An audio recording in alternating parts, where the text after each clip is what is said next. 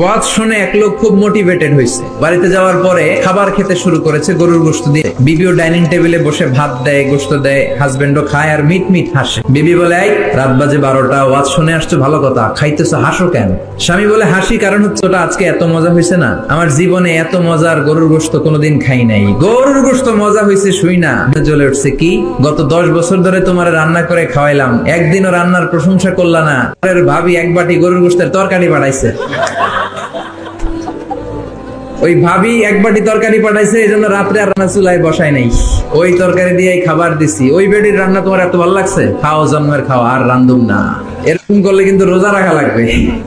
এজন্য একে অপরকে ভালোবাসবেন, সময় দিবেন। সকালবেলা ঘর থেকে বেরোয়ার আগে আই লাভ ইউ মনে রাখবেন। আপনার বিবি চায় আপনার মুখ থেকে একটু প্রশংসা শুনতে, আপনার জন্য সাজগুজ করে, লিপস্টিক দেয়, চুলে বেনি পড়ে, সুন্দর শাড়ি পরে। সে চায় আপনার সাথে খুব সুন্দর একটা আচরণ